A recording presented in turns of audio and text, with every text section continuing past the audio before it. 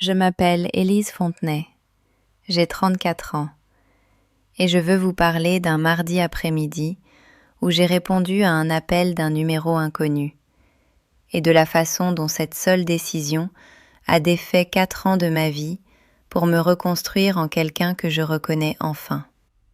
C'était une journée ordinaire. J'étais à ma table de cuisine, l'ordinateur ouvert, un café qui refroidissait à côté de moi, en train de terminer une note de communication interne à rendre avant 16 heures. Mon téléphone s'est allumé avec un numéro que je ne reconnaissais pas, indicatif de Lyon, 04. J'ai failli ne pas décrocher. J'avais 17 choses à faire avant le dîner et aucune patience pour un démarchage téléphonique. Mais quelque chose m'a poussé à répondre.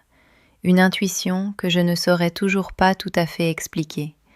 Le même réflexe de bas niveau qui m'a rendue bonne dans mon travail. Une vigilance légère aux choses qui ne correspondent pas au schéma habituel. J'ai dit « Allô » et une voix de femme a dit « Je cherche Élise Fontenay ?» Pas Élise, pas Madame Vernet, mon nom complet, comme si elle l'avait répété. J'ai dit « Oui » et elle a dit « Je m'appelle Camille, je suis avec votre mari depuis 16 mois.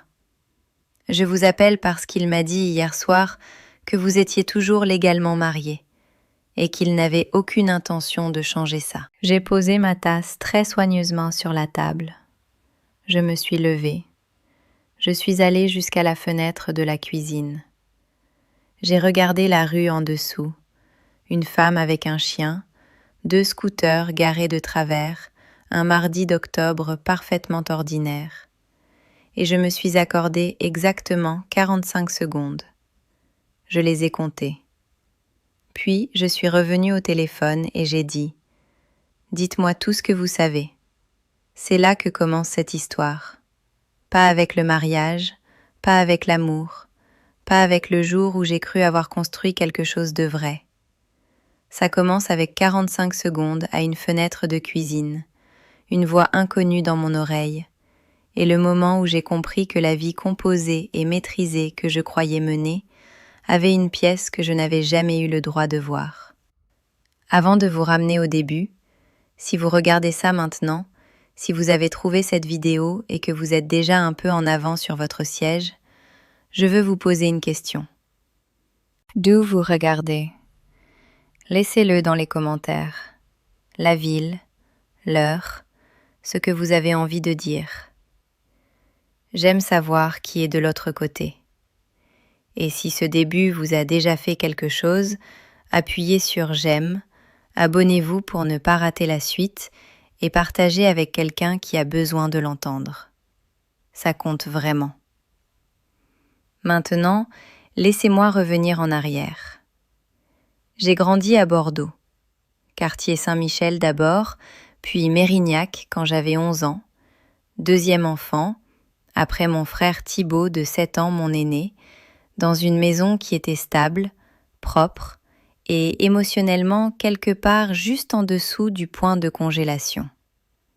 Mon père était comptable dans un cabinet local, discret et méthodique, rarement présent d'une façon qui comptait vraiment même quand il était là. Ma mère était ancienne institutrice, reconvertie en assistante administrative, une femme d'une efficacité froide et d'une fierté très particulière. Elle gérait notre foyer comme un dossier à classer, proprement, sans débordement. Nous n'étions pas une famille pauvre, nous n'étions pas une famille riche, nous étions le genre de famille où l'on ne rendait pas ses problèmes visibles, parce que les problèmes visibles étaient une forme de faiblesse, et la faiblesse était la seule chose que personne dans cette maison n'avait le temps de gérer. Mon frère Thibaut était le fils aîné, parti à Paris pour ses études et jamais vraiment revenu. Et moi, j'étais la cadette, celle qui avait appris à lire la pièce avant d'y entrer, qui était devenue bonne à anticiper les besoins pour que personne n'ait à les formuler, qui était félicitée, quand elle l'était, d'être facile. Sans histoire, pas exigeante. J'avais 12 ans la première fois que j'ai compris ce que ça voulait dire vraiment. Je me suis levée une nuit pour aller chercher de l'eau et j'ai entendu ma mère pleurer seule dans la salle de bain. J'ai frappé doucement. Elle a répondu d'une voix parfaitement composée. « Ça va, chérie, j'arrive. » Elle est sortie 2 minutes plus tard, le visage lavé, les yeux secs, et elle a préparé le petit déjeuner le lendemain matin, comme si rien ne s'était passé. Je n'ai jamais posé la question. Et sur les 2 années qui ont suivi, j'ai regardé mon père traverser une période difficile. De l'argent mal placé, des décisions qu'il n'avait pas partagées avec elle. Et j'ai regardé ma mère régler ça en silence, progressivement, sans jamais en reparler. Je l'ai regardé faire ça, et j'ai absorbé la leçon complètement à l'envers. Je croyais regarder de la dignité. Je croyais regarder ce à quoi ressemble la force. Ce que je regardais en réalité, c'était une femme disparaître dans la gestion d'un problème qui n'était pas le sien, à porter seule, et confondre le silence avec de la grâce. J'ai passé la majeure partie de ma vie adulte à désapprendre cette leçon. Si vous avez déjà été celle qui est sans histoire, si vous avez été félicitée de ne pas demander, de gérer ça discrètement, d'être pas exigeante d'une façon qui voulait surtout dire que personne ne faisait vraiment attention, je crois que vous comprenez déjà quelque chose à la façon dont j'en suis arrivée là. Et si ça vous touche quelque chose en ce moment, appuyez sur j'aime, abonnez-vous pour avoir la suite et partagez avec quelqu'un qui a besoin de l'entendre. Ce que je vais vous dire est pour nous deux. J'ai fait Sciences Po Paris sur concours, avec une bourse partielle, et j'ai payé ma part du loyer parisien en donnant des cours particuliers, 3 soirs par semaine pendant 2 ans. J'ai étudié la communication des organisations parce que je voulais un ensemble de compétences utilisables dans n'importe quelle direction. Je ne voulais pas avoir besoin que quelqu'un ouvre une porte pour moi. Je suis sortie avec un master. J'ai trouvé mon premier poste seul. J'ai construit ma carrière lentement, sans éclat, de la façon dont on construit les choses qui durent. En restant tard, non pas parce que quelqu'un regardait, mais parce que le travail m'importait vraiment. À 30 ans, j'étais directrice de la communication interne dans un grand groupe pharmaceutique du 15e. J'avais un salaire, une épargne vie construite entièrement par moi-même et un ensemble de compétences qui faisaient de moi la personne qu'on appelait quand quelque chose partait en crise. Et puis j'ai rencontré Mathieu. Je l'ai rencontré lors d'un événement professionnel quand j'avais 28 ans. C'était le genre d'homme qui remplit une salle sans effort apparent, chaleureux, présent, d'une façon qui semblait spontanée, même quand j'ai compris plus tard qu'elle était très, très travaillée. Il m'a courtisée d'une façon qui me semblait nouvelle. Il faisait attention d'une façon à laquelle je n'étais pas habituée. Il me regardait comme si j'étais exactement ce qu'il cherchait. Je l'ai épousé à 30 ans. C'était la première grande décision de ma vie, prise purement par sentiment plutôt que par logique. Et pendant un moment, un long moment sincèrement, ça ressemblait au bon genre d'imprudence. Ça ressemblait à arriver quelque part. Mon amie Soline Maréchal était ma voisine de chambre en première année à Sciences Po, il y a 15 ans. Elle est juriste spécialisée en droit de la famille dans un cabinet du 9e, à 12 minutes de métro de chez moi. Et elle a une clé de mon appartement depuis que je l'ai emménagé. Elle était à ma table de cuisine 20 minutes après mon message ce soir-là, en jogging et veste en jean, 2 bouteilles de vin sous le bras. Elle s'est assise en face de moi et elle a lu les 3 premières pages du bloc-notes jaune que j'avais déjà rempli. Elle a levé les yeux et elle a dit « Élise, c'est plus grand que l'infidélité. » J'ai dit « Je sais. C'est la partie que je n'ai pas encore comprise. » Elle n'a rien dit pendant un moment. Elle a juste posé sa main à plat sur le bloc-notes, comme pour le stabiliser, ou peut-être pour me stabiliser, moi. Et elle a dit « Bon, alors on va comprendre. » C'est ça, Soline. Elle ne vous réconforte pas en vous disant que ça va aller. Elle vous réconforte en s'asseyant et en commençant à travailler. Et j'avais besoin de quelqu'un qui s'asseye et commence à travailler, parce que ce que j'avais devant moi, ce dont je pouvais déjà sentir les contours, même avant d'avoir toutes les pièces, n'était pas une simple trahison. Ce n'était pas un mari qui avait eu une liaison. C'était une structure délibérée, patiente, soigneusement entretenue, construite autour de deux femmes qui ignoraient l'existence de l'autre, et autour d'une réalité financière dont aucune de nous deux n'avait jamais eu le tableau complet. Mathieu voyageait plus pour le travail depuis 1 an et demi. Des déplacements un peu plus longs, des appels un peu plus courts.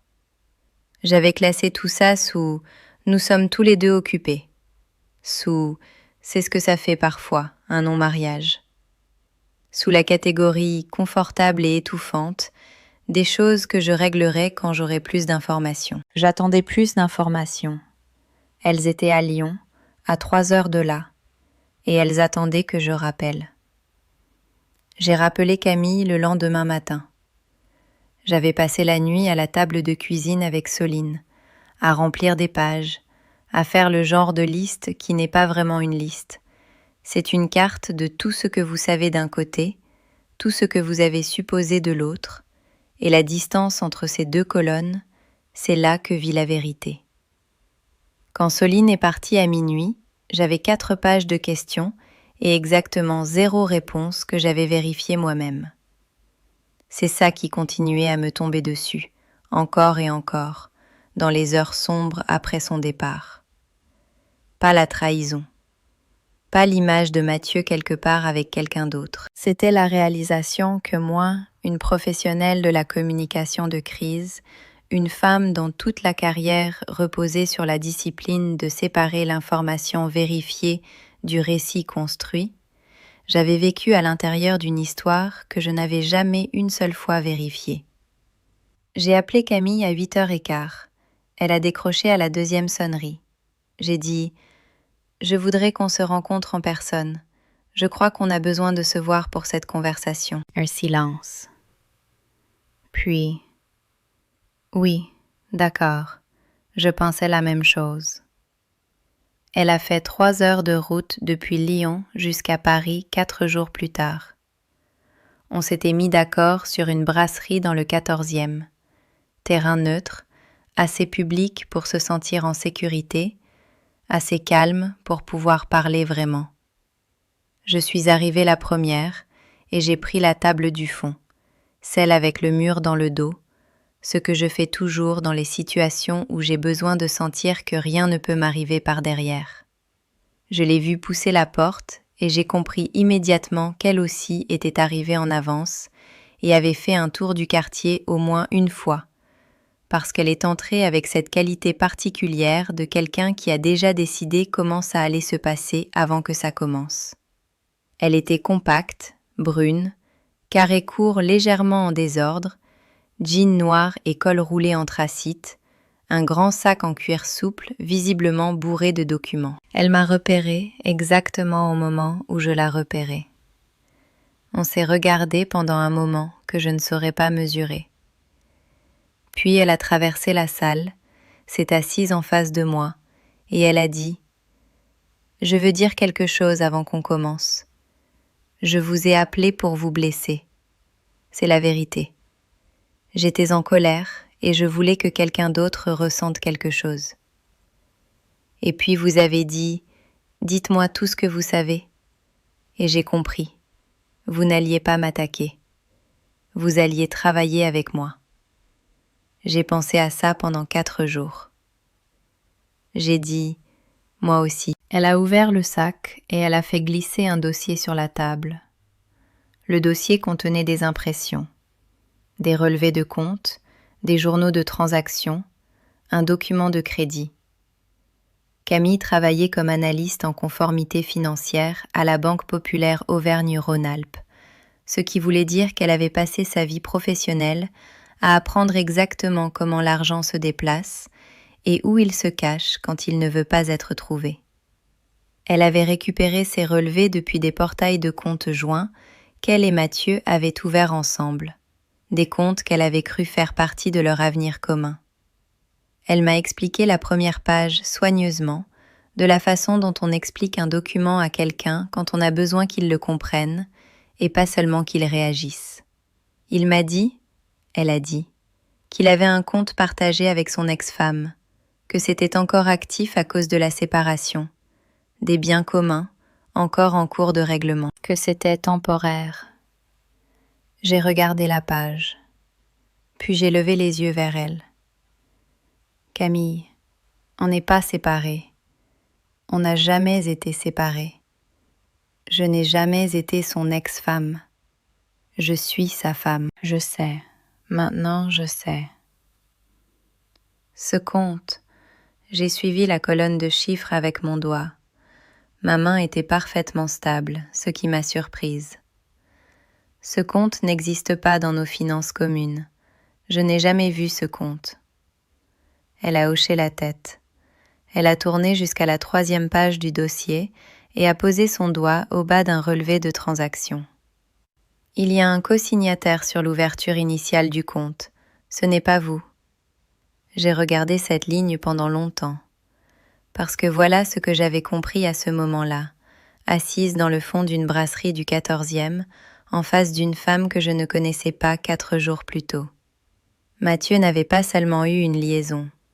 Mathieu avait construit une infrastructure financière parallèle. Il avait ouvert des comptes, déplacé de l'argent et, je commençais maintenant à comprendre, contracté au moins un crédit en utilisant mon nom, notre situation matrimoniale, notre historique financier commun, sans ma connaissance et sans ma signature.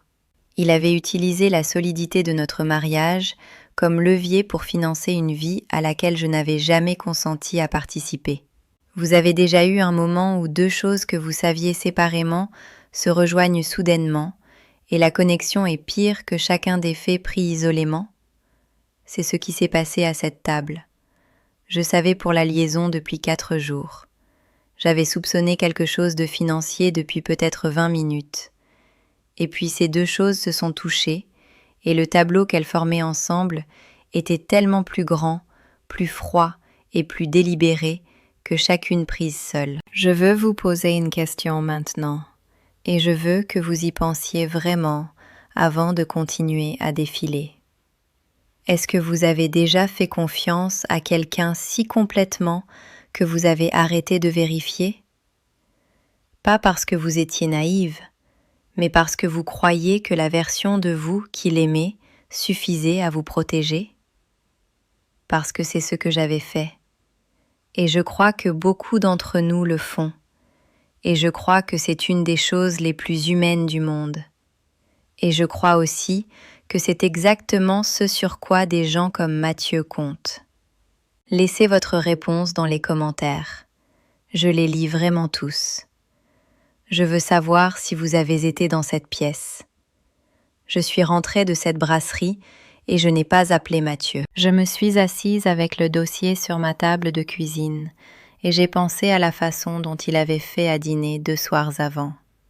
Des pâtes avec la bonne huile d'olive, le genre de dîner qu'il préparait quand il voulait que la soirée ait l'air normale. Et à la façon dont j'avais été assise en face de lui et lui avais parlé de ma semaine et l'avais écouté parler de la sienne et avait ressenti cette douleur familière de bas niveau, d'un mariage qui se fait doucement silencieux, sans comprendre pourquoi. J'avais été dans cette pièce, j'avais vécu dans cette pièce, et tout ce temps les murs étaient en papier. J'ai appelé Soline. Elle est arrivée avec son sac de travail et elle a écouté tout, le dossier, le compte, le co-signataire, le document de crédit. Elle est restée très immobile pendant que je parlais, ce que Soline fait quand elle avance vite à l'intérieur. Quand j'ai terminé, elle a dit « Je vais te mettre en contact avec quelqu'un. Elle s'appelle Aurélie Deschamps. Droit de la famille et droit patrimonial. C'est la meilleure que je connaisse. » J'ai dit « Ce soir ?» Elle tapait déjà « Ce soir ». Maître Deschamps a pris mon appel un vendredi soir et m'a parlé pendant 90 minutes. Elle était précise et tranquille, de la façon dont le sont les meilleurs professionnels. Elle ne m'a jamais fait sentir pressée et elle ne m'a jamais fait sentir fragile. À la fin de l'appel, elle m'a dit 3 choses. N'alertez pas Mathieu. Ne déplacez pas d'argent.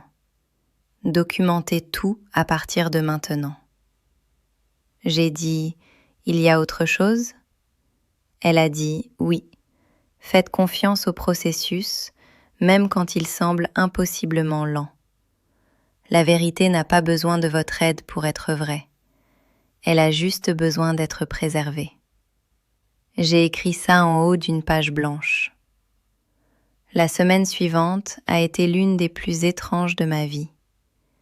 Mathieu est rentré d'un déplacement le mercredi soir. Il avait rapporté un café du comptoir près de la gare de Lyon, le flat white que j'aime, et il l'a posé sur le plan de travail et m'a embrassé la joue et a demandé comment s'était passée ma journée.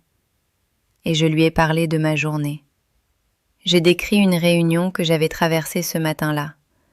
Je lui ai demandé comment s'était passé son trajet. Il m'a raconté ce qu'il racontait toujours. Retard au départ de Lyon, siège du milieu dans le TGV, l'indignité de la nourriture en gare. Lyon. Je l'ai regardé se déplacer dans la cuisine et j'ai pensé à Camille dans son appartement de la Croix-Rousse à Lyon, qui avait elle aussi attendu qu'il rentre, et j'ai compris avec une clarté qui était presque physique ce que ça veut dire d'être géré par quelqu'un. Pas contrôlé de façon dramatique et évidente, gérer, calibrer, recevoir juste assez d'informations, juste assez de chaleur, juste assez de présence pour que le tableau ait l'air stable, sous tous les angles depuis lesquels il avait besoin qu'il ait l'air stable. Je me suis excusée pour aller aux toilettes. Je me suis assise sur le rebord de la baignoire. J'ai sorti mon téléphone et j'ai envoyé un message à Camille avec 2 mots. Toujours en cours. Sa réponse est arrivée en moins d'1 minute. Pareil, j'ai tiré la chasse, lavé mes mains, regardé mon reflet dans le miroir de la salle de bain pendant 3 secondes complètes et je suis retournée à la cuisine finir le dîner. Je veux que vous compreniez quelque chose sur ce moment. Je ne jouais pas un rôle. Je ne complotais pas dans un sens dramatique. Je faisais ce que j'avais été formée à faire toute ma vie. J'étais composée sous pression. Sauf que cette fois, pour la première fois, je me composais au service de ma propre vie. Pas du confort de quelqu'un d'autre, pas de l'image de quelqu'un d'autre, la mienne. C'est la différence entre la femme que j'étais à 12 ans, debout dans un couloir à regarder sa mère absorber un mensonge en silence, et la femme que je devenais à 34 ans, assise en face d'un homme à une table de dîner, absolument calme, parfaitement lucide, et pour la première fois de ma vie adulte, travaillant entièrement pour moi-même. L'appel est venu de la structure de Mathieu un jeudi matin. J'étais à mon bureau, 2 heures dans ma journée de travail, quand mon téléphone a sonné avec un numéro que j'ai reconnu comme une ligne principale d'entreprise. Le genre de numéro qui apparaît dans les annuaires professionnels, pas dans les contacts personnels. Un homme s'est présenté comme faisant partie de l'équipe administrative de la structure. Sa voix avait cette qualité particulière de quelqu'un qu'on a briefé pour paraître décontracté, tout en cherchant quelque chose de très précis. Je l'ai reconnu immédiatement. J'ai passé 8 ans à coacher des gens à utiliser exactement ce ton dans des situations de communication de crise. Il a dit qu'ils effectuaient une revue de routine sur certains documents de frais et que, en tant que contact d'urgence de Mathieu, ils espéraient que je pourrais les aider à confirmer quelques éléments. Il a utilisé le mot « routine » 2 fois dans les 90 premières secondes, ce qui m'a dit tout ce que j'avais besoin de savoir sur le degré de routine de la chose. Je l'ai laissé finir sa phrase complètement. Puis j'ai dit, très agréablement, « Je crois que vous devriez adresser ces questions à sa représentation juridique. Je ne suis pas la bonne interlocutrice pour cette conversation. Un silence. Bien sûr, nous ne suggérons rien de formel, c'est juste « je comprends », j'ai dit. Sa représentation juridique. Bonne journée. J'ai raccroché. Je suis restée complètement immobile pendant une dizaine de secondes. Puis j'ai appelé Maître Deschamps. Elle a décroché à la première sonnerie. Je lui ai décrit l'appel mot pour mot, parce que j'avais été formée à retenir le langage exact sous pression et que je l'avais fait automatiquement depuis le moment où l'homme avait commencé à parler. Maître Deschamps a écouté sans m'interrompre. Quand j'ai terminé, elle a dit « Ils essaient de construire un récit domestique favorable. Ils veulent utiliser votre témoignage de caractère pour amortir ce qui arrive pour lui en interne. » C'est ce que j'avais compris. Vous avez fait exactement ce qu'il fallait. Ne prenez plus aucun appel de ce numéro. Non. Élise, une courte pause. Vous êtes très bonne à ça. J'ai dit, j'ai eu de bonnes raisons de m'entraîner. Ce que je ne vous ai pas encore dit, c'est ce que Camille a trouvé. Elle m'a appelé 4 jours après notre rencontre à la brasserie, un dimanche soir où j'étais assise sur mon canapé avec une tasse de thé qui refroidissait à côté de moi et mon bloc-notes jaune ouvert sur les genoux. Elle n'a pas dit bonjour. Elle a dit « J'ai besoin de vous montrer quelque chose. Vous pouvez passer en appel vidéo ?» J'ai ouvert l'ordinateur. Elle avait ses propres documents étalés sur sa table de cuisine à Lyon, la caméra inclinée vers le bas pour que je puisse les voir. Elle m'a expliqué ce qu'elle avait trouvé avec la même patience méthodique qu'elle avait utilisée à la brasserie, mais sous la précision, il y avait quelque chose de différent maintenant. Une tension autour des bords. La qualité spécifique de quelqu'un qui a trouvé exactement ce qu'il cherchait et qui aurait préféré ne pas le trouver. Le crédit que j'avais identifié, 18 000 € contractés en utilisant notre situation matrimoniale sans que j'aie jamais signé quoi que ce soit, n'était pas le seul. Il y avait un second engagement, plus petit, ouvert 18 mois plus tôt, rattaché à une SASU que Mathieu avait créée en France sans m'en informer. La structure elle-même était dormante, aucune activité commerciale réelle. Mais elle avait été utilisée comme compte récepteur pour un schéma de remboursement de frais professionnels gonflés provenant de ses clients. L'argent entrait, restait brièvement, bougeait. Camille m'a montré le schéma de mouvement. Elle avait un nom professionnel pour ce à quoi ça ressemblait. Elle a utilisé ce nom avec soin et précision. J'ai dit « Depuis quand vous regardez ça ?» « Depuis le lendemain de notre rencontre. » « Camille, vous auriez pu juste... Vous n'étiez pas obligée de faire ça. » Elle a regardé directement dans la caméra. « Si, c'est ce que je fais. » Et aussi, elle s'est arrêtée, a poussé une feuille sur le côté. Il m'a dit que ce compte était pour nous, pour notre avenir. Il m'a dit qu'il construisait quelque chose pour quand il pourrait enfin, quand il serait enfin honnête sur tout. Le silence qui a suivi cette phrase était l'un des silences les plus complexes dans lesquels j'ai jamais été assise. Parce que voilà ce que vous devez comprendre sur Mathieu, la chose qui rend cette histoire plus difficile et plus vraie qu'un simple récit sur un mauvais homme. Il ne jouait pas la chaleur à partir de rien. Il avait pris des sentiments réels, une capacité réelle de connexion, et il les avait entièrement mis au service de sa propre gestion d'image. Il faisait sentir à Camille qu'elle était choisie. Il me faisait sentir que j'étais stable. Il donnait à chacune de nous quelque chose d'assez authentique pour y croire, et puis il utilisait ce à quoi nous croyons pour s'isoler des conséquences. Ce n'est pas un monstre. C'est quelque chose de plus précis et de plus dangereux. Une personne qui avait appris très tôt que son sens de lui-même dépendait entièrement de l'histoire que les autres portaient sur lui, et qui ferait n'importe quoi, discrètement et patiemment, et avec beaucoup de charme, pour maintenir cette histoire. J'ai beaucoup de sentiments compliqués sur Mathieu. Je ne prétendrai pas le contraire. Mais je veux que vous teniez cette complexité avec moi, parce qu'elle compte pour ce qui arrive ensuite. Soline est venue chez moi ce dimanche soir, après mon appel avec Camille. Elle s'est assise en face de moi à la table de cuisine, la même table où j'avais reçu le premier appel, où j'avais fait ma première liste, où j'avais dîné avec Mathieu en sachant tout et en ne disant rien. Elle a lu la documentation que Camille avait envoyée, page par page, en prenant son temps. Elle avait un surligneur jaune et elle l'a utilisé à 3 endroits.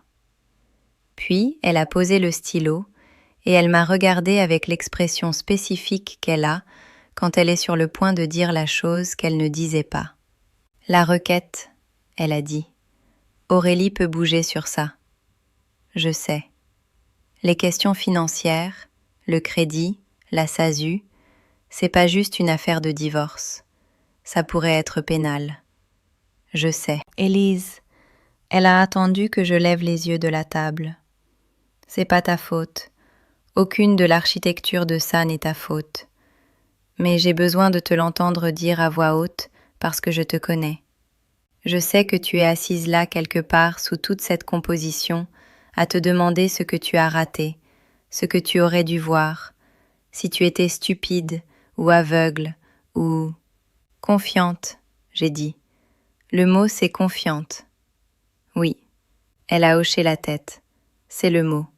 J'ai regardé les papiers sur la table, les traits de surligneur, la colonne de chiffres qui représentait une version de ma vie qu'on ne m'avait jamais montrée. Je veux déposer la requête, j'ai dit. Je veux le faire avant qu'il ait la moindre idée qu'on en est là. Soline a sorti de son sac un dossier qu'elle avait manifestement déjà préparé, parce que c'est exactement qui est Soline. Elle l'a fait glisser sur la table. Aurélie a rédigé les premières pièces vendredi. C'est prêt quand tu l'es. J'ai ouvert le dossier. J'ai lu la première page. Mon nom était en haut, en caractères noirs, nets, et pour la première fois depuis très longtemps, il m'a semblé que mon nom m'appartenait entièrement. Je l'ai signé ce soir-là. 2 jours après avoir déposé la requête, Mathieu est rentré d'un autre déplacement. Il était détendu et chaleureux, comme il l'était toujours après les voyages, légèrement plus doux au bord, généreux dans les petites attentions, la version de lui-même qui m'avait fait tomber amoureuse de lui au départ. Il a fait du thé sans qu'on le lui demande. Il a posé des questions sur un projet au travail dont il se souvenait que je lui avais parlé. Il s'est assis à côté de moi sur le canapé et a regardé la télévision en passant son bras autour de moi de cette façon familière et confortable, et je l'ai laissé faire, parce que Maître Deschamps m'avait dit « Ne l'alertez pas, pas encore ». Je me suis installée à l'intérieur de cette soirée ordinaire, et j'ai pensé à ce que ça veut dire de connaître la vérité sur une pièce, pendant que l'autre personne qui s'y trouve croit encore que vous ne la connaissez pas. Ce n'est pas un pouvoir confortable. Je veux être claire là-dessus. Il y a une version de cette histoire où je vous dis que je me sentais juste et certaine et forte. Ce n'est pas vrai. Ce que je ressentais était une solitude profonde d'un genre que je n'avais jamais connu avant. Pas parce que je n'avais personne. Soline était à 12 minutes, Camille était à un message, Maître Deschamps était à un appel.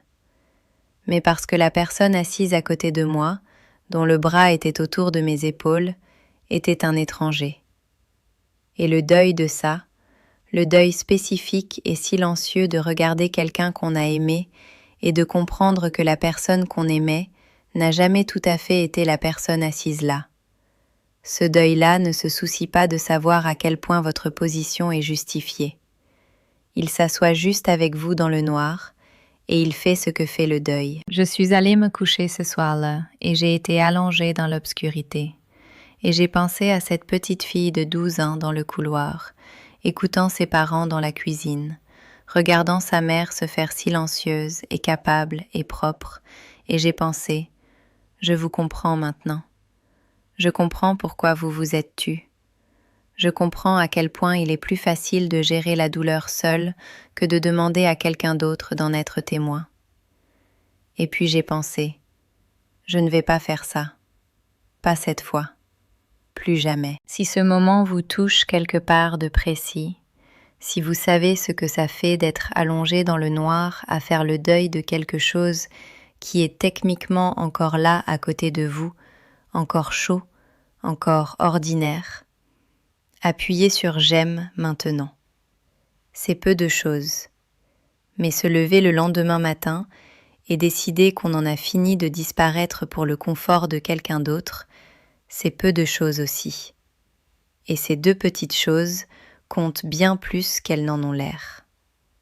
La veille du jour où tout a changé, Camille m'a appelée à 21h30. Elle avait été silencieuse pendant 2 jours et je lui avais laissé cet espace, de la façon dont on laisse de l'espace à quelqu'un qui traite quelque chose qui lui appartient aussi. Elle a dit « J'ai besoin de vous dire quelque chose que j'ai fait, et j'ai besoin que vous l'entendiez de moi avant de l'apprendre d'ailleurs. » Je me suis redressée. D'accord. Il y a 3 semaines, j'ai déposé un signalement via le canal de conformité interne de ma banque, sur les schémas de mouvement dans ce compte, sur la SASU. Le silence qui a suivi n'était pas long, mais il était très plein. Camille, je sais, j'aurais dû vous en parler avant, je suis désolée. C'est juste que... Élise, j'analyse ces schémas professionnellement depuis 6 ans. Ce n'est pas un comportement nouveau. Il y a des marqueurs dans ces relevés qui indiquent que ça a commencé avant vous, avant moi, avant tout ça. Il a déjà fait ça. Et je ne pouvais pas regarder ça se régler discrètement dans le cadre d'un arrangement personnel, alors qu'il existe des canaux institutionnels précisément conçus pour... Arrêtez, j'ai dit. Elle s'est arrêtée. Je me suis levée et je suis allée à la fenêtre de la cuisine. La même fenêtre où j'étais allée quand elle m'avait appelée la première fois. La même rue en dessous, une autre nuit, une autre version de moi debout là. Vous avez raison, j'ai dit. Je ne suis pas désolée non plus. Je l'ai entendu expirer. Un lent souffle lent. Puis, d'accord, j'ai dit. Et puis on a été silencieuses toutes les deux pendant un moment. 2 femmes aux 2 bouts d'un appel téléphonique, à 3 heures l'une de l'autre, reliées par un homme qui avait cru jusqu'au bout qu'aucune de nous deux ne parlerait jamais à l'autre. Que la façon la plus efficace de gérer les gens était de les maintenir séparés. De s'assurer que la main gauche ne saurait jamais ce que faisait la main droite. Il n'avait pas compté sur le fait que l'une ou l'autre d'entre nous décrocherait le téléphone. Mathieu a compris le samedi matin. Je savais qu'il savait avant qu'il prononce un seul mot. Il est arrivé avec un café, le flat white encore, du comptoir près de la gare de Lyon, la même offrande qu'il avait faite une 12aine de fois. Et le café lui-même m'a tout dit. C'était un accessoire. Il était allé l'acheter délibérément, ce qui voulait dire qu'il avait eu besoin de temps dans les transports pour se préparer, ce qui voulait dire que quelque chose l'avait atteint et qu'il avait passé le trajet à décider comment franchir ma porte. Il a posé le café sur le plan de travail. Il m'a regardé, et puis il a commencé. C'était un bon discours, je veux lui accorder ça. Il était chaleureux et calibré, et touchait toutes les notes qu'une personne toucherait si elle avait passé beaucoup de temps à comprendre quelle note comptait pour la personne spécifique à qui elle parlait. Il a parlé de complexité. Il a parlé de timing. Il a utilisé le mot « dépasser » 3 fois. Un mot choisi pour générer de l'empathie, pour recadrer quelqu'un qui a causé du tort comme quelqu'un qui souffrait aussi. Il a parlé de comment il avait eu l'intention d'expliquer, de comment il n'y avait jamais eu le bon moment, de comment il savait que ça paraissait mal, mais qu'il avait besoin que je comprenne le tableau complet avant de prendre une décision. Il a parlé pendant 4 minutes et 20 secondes. Je sais parce que je regardais l'horloge du micro-ondes derrière son épaule gauche. Quand il a terminé, je suis allée à la table de cuisine. J'ai pris le dossier qui était posé là depuis la veille, face retournée, qui attendait. Je l'ai rapporté au plan de travail et je l'ai posé devant lui. « J'ai besoin que vous regardiez ça avant de continuer », j'ai dit. Il a regardé le dossier, il m'a regardé, et j'ai regardé quelque chose traverser son visage que je n'y avais jamais vu. Pas de la colère, pas vraiment de la culpabilité, mais l'expression spécifique d'une personne qui vient de comprendre que la pièce dans laquelle elle est entrée n'est pas la pièce pour laquelle elle s'était préparée. Il l'a ouvert. La première page était la documentation du compte non déclaré. La deuxième était le crédit contracté en mon nom, 18 000 €, mon nom sur les documents, ma signature absente. La troisième était l'immatriculation de la SASU. La quatrième était un document de synthèse que Maître Deschamps avait préparé, net et précis, exposant la requête en séparation que j'avais déposée 2 jours plus tôt. Derrière ça, une lettre sur le papier à en-tête du cabinet. Il a tourné les pages lentement. Il n'a pas parlé. Quand il est arrivé à la dernière page, il a fermé le dossier et il a posé les 2 mains à plat sur le plan de travail. Et il est resté comme ça un moment. Et j'ai regardé la performance. Tout, chaque couche chaude et travaillée, simplement manquait d'air. Pas de façon dramatique, pas avec des larmes, ni des voix élevées, ni quoi que ce soit qui aurait fait une fin propre. Juste un homme debout dans une cuisine, les mains sur un plan de travail, finalement à court de mouvement. « Depuis combien de temps ?» il a dit. « Assez longtemps », j'ai dit. Il a demandé si Camille m'avait aidé. Je n'ai pas répondu à cette question. Elle ne lui appartenait plus. Ce qui s'est passé ensuite est une scène que je ne décrirai pas entièrement, parce qu'une partie m'appartient seulement à moi. Mais je vais vous dire ceci. Il y a eu un moment, un bref moment sans défense, où je l'ai vu sans aucune de l'architecture, sans la chaleur qui était aussi de la stratégie, sans la confiance qui était aussi du calcul. Juste une personne qui avait profondément, sincèrement peur d'être ordinaire, d'être vue sans le récit. Et ça m'a coûté quelque chose de voir ça. Ça vous coûte quelque chose, à chaque fois, de voir l'être humain à l'intérieur de la personne qui vous a blessé. Ça n'excuse rien. Ça ne change pas le dossier sur le plan de travail, ni le crédit en mon nom, ni les 16 mois d'une femme à Lyon qui méritait la vérité. Mais c'est réel, et je ne vais pas prétendre que ça ne l'était pas. J'ai pris le dossier, je l'ai mis dans mon sac. Tu devrais appeler un avocat, j'ai dit, aujourd'hui. Et puis je suis sortie. Je me suis assise dans ma voiture pendant longtemps. Pas 45 secondes cette fois, plus longtemps. Je n'ai pas compté. J'ai regardé la lumière bouger sur le pare-brise et je me suis laissé ressentir le poids complet et compliqué de ce qui venait de se passer, qui n'était pas du triomphe, ni du soulagement, ni même vraiment de la tristesse. C'était quelque chose qui ressemblait davantage à ce qu'on ressent à la fin d'un très long projet, quand le travail est terminé et que l'adrénaline n'a plus nulle part où aller, et ce qui reste, c'est juste la vérité de combien ça vous a coûté d'y arriver. Je suis allée chez Soline. Elle a ouvert la porte avant que je frappe. Elle attendait, parce que c'est Soline. Et elle m'a tendu une tasse de café et s'est assise à côté de moi sur son canapé et n'a pas demandé comment ça s'était passé. Elle était juste là.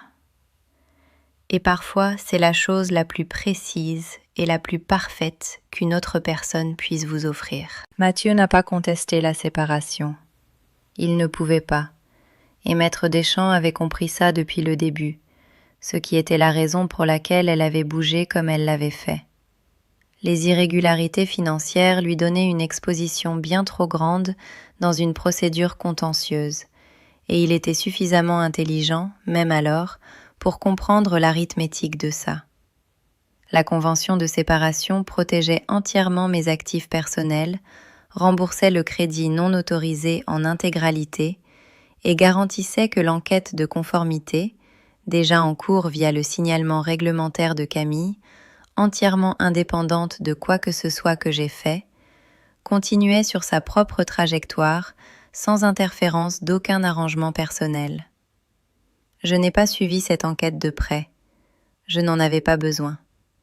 J'avais Maître Deschamps et j'avais Soline, et j'avais fait ce que j'avais à faire. Ce qui est arrivé à Mathieu dans le cadre de sa structure professionnelle regardait Mathieu et les choix qu'il avait faits bien avant que je sois jamais assise en face de lui à une table de dîner en faisant semblant de ne pas savoir. J'en ai entendu parler finalement de la façon dont on entend parler des choses dans un monde où des gens qui vous connaissent le connaissent encore.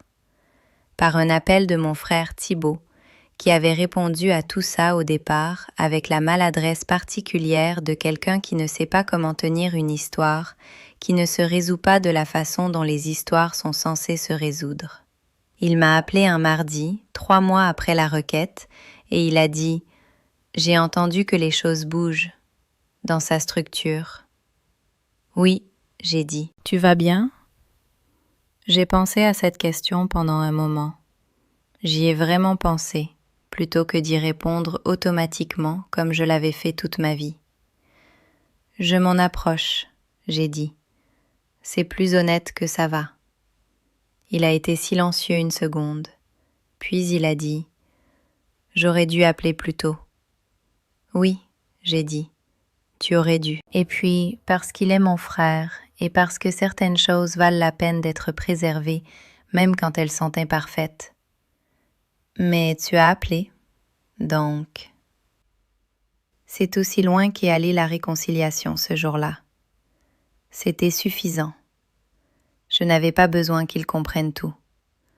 J'avais besoin qu'il reconnaisse l'écart spécifique, les semaines de silence quand j'aurais pu avoir besoin de lui. Et il l'a fait. Imparfaitement, brièvement, sincèrement. Je l'ai accepté pour ce que c'était. Il y avait des gens qui n'ont pas appelé.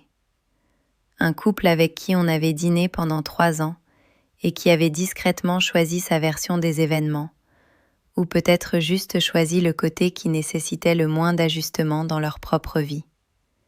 Un collègue à lui qui m'avait toujours mis légèrement mal à l'aise en société et dont je comprenais maintenant qu'il avait probablement su plus de choses que je ne le réalisais. J'ai laissé ces absences se déposer sans les courir après. On ne peut pas se réconcilier avec des gens qui ne sont pas prêts à être honnêtes sur ce qu'ils ont vu. On peut seulement décider ce dont on a besoin de la part de ceux qui le sont. Environ 6 semaines après que la convention a été finalisée, j'ai écrit une lettre. Pas à Mathieu, je n'avais plus rien à dire à Mathieu que Maître Deschamps n'avait pas déjà dit avec considérablement plus de précision que ce que j'aurais pu gérer. Je l'ai écrite à moi-même. À la femme que j'avais été à 12 ans, debout dans ce couloir, absorbant la mauvaise leçon du silence de sa mère. J'ai écrit « Tu n'étais pas sans histoire. Tu n'étais pas sans exigence. Tu étais une personne qui avait appris à se faire suffisamment petite pour tenir dans des espaces qui n'avaient jamais vraiment été construits pour toi. Et tu appelais ça de la capacité. Et c'était de la vraie capacité. Tu étais genuinement capable. Mais la capacité n'est pas la même chose que la sécurité. Tu méritais quelqu'un qui agrandissait l'espace, pas quelqu'un qui te remerciait d'en avoir besoin de moins. Je l'ai lu à Soline le soir où je l'ai terminé. Elle a écouté avec sa tasse de café dans les 2 mains, de la façon dont elle écoute quand elle fait complètement attention. Et quand j'ai terminé, elle est restée silencieuse un moment, puis elle a dit « C'est ça, c'est la chose que tu avais besoin de dire. » J'ai plié la lettre et je l'ai mise à la fin de mon bloc-notes jaune. Pas comme un monument à quoi que ce soit, juste comme une trace, la preuve que j'avais été là, que j'avais compris quelque chose, que je l'avais écrit plutôt que de l'absorber en silence. C'est une matinée ordinaire maintenant. La lumière de novembre passe par la fenêtre de la cuisine. Cette lumière fine et particulière de novembre qui fait que tout a l'air d'être vu clairement pour la première fois. J'ai mon café, j'ai mon bloc-notes. J'ai une note de communication interne à rendre avant 16 heures et je vais être très bonne dedans, parce que je suis très bonne dans mon travail et que je l'ai toujours été, et que j'en ai fini d'être modeste là-dessus d'une façon qui mettait les autres à l'aise. Quelque part à Lyon, Camille est probablement déjà 3 heures dans sa journée de travail, en train d'éplucher des relevés de transactions, de trouver les choses que les gens croient avoir suffisamment bien cachées. On n'est pas amis dans le sens simple de ce mot. Il y a trop de choses entre nous pour que ce soit simple. Mais on est quelque chose qui n'a pas encore de nom propre, ce qui ne pose pas de problème. Les choses les plus réelles en ont rarement un d'emblée. Je m'appelle Élise Fontenay, j'ai 34 ans, et je sais maintenant la différence entre une vie qui est gérée et une vie qui est vraie. La différence n'est pas le confort. La différence n'est pas la facilité. La différence, c'est que dans une vie vraie, quand vous regardez l'architecture autour de vous, chaque mur est un mur, à l'intérieur duquel vous avez réellement accepté de vous tenir. Je me tiens exactement là où j'ai accepté de me tenir. C'est tout. Avant de partir, je veux vous poser une question, et je veux que vous y pensiez vraiment une seconde. Est-ce que quelqu'un a déjà utilisé votre confiance comme un outil contre vous? Pas votre faiblesse, votre confiance. Cet acte spécifique, généreux, humain de croire en quelqu'un. Et si c'est le cas, qu'est-ce qu'il vous a fallu pour décider que ce qui vous était arrivé n'était pas la preuve de votre échec, mais la preuve du leur? Laissez votre réponse dans les commentaires. Je les lis tous, vraiment, et je le pense. Votre histoire a sa place ici, pas comme une réponse à la mienne, mais comme sa propre chose, sa propre vérité. Si cette histoire vous a accompagné aujourd'hui, appuyez sur j'aime, ça aide bien plus que vous ne le savez. Abonnez-vous pour être là pour la prochaine. Et partagez avec quelqu'un qui a besoin d'entendre que être calme, être composé, être celle qui gère, rien de tout ça ne voulait dire que vous méritiez moins. Ça voulait juste dire que personne ne faisait suffisamment attention. À la prochaine, prenez soin de vous, je le pense vraiment.